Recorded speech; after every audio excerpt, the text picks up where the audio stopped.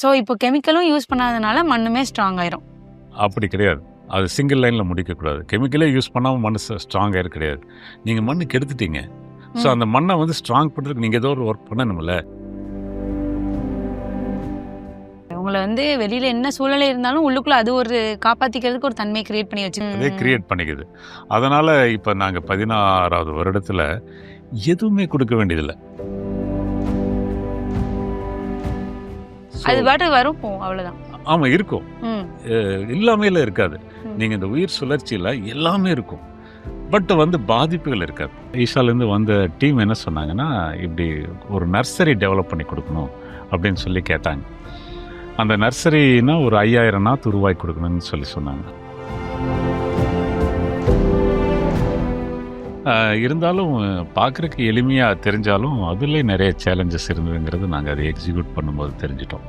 மூலமாக ஃபுல்லாக ட்ரில்ஸ் இருக்குது, மூடாக்கு அமைப்பு இருக்கிறதுனால எவ்வளோ மழை பெஞ்சும் அப்போ 45 எவ்வளோ மழைக்கு பக்கம் பெஞ்சுது. இருந்தாலும் அந்த மேல்மண் அரிப்பு இல்லாதனால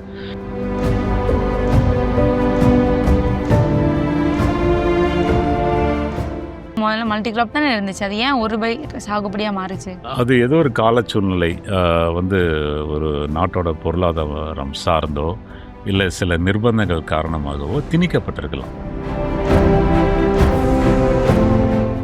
அந்த மாதிரி விவசாய முறைகள் தான் வந்து முதல் முறையாக விவசாயத்தில் வெளியிலிருந்து ஏதோ ஒன்று வாங்கணும் அப்படிங்கிறத வந்து கொண்டு வந்திருக்கு. தமிழ்நாடுல என்ன சொல்லுவாங்கன்னா, மண்ணை வந்து தாய் மண்ணுன்னு தான் சொல்லுவாங்க. மதர் அப்படின்னா, மதர் மண்ணுன்னா அவங்க கொடுக்குறாங்க. நீங்கள் இந்த மண்ணில் எது போட்டிங்கனாலும் அது நம்ம கொடுக்கறது தான்.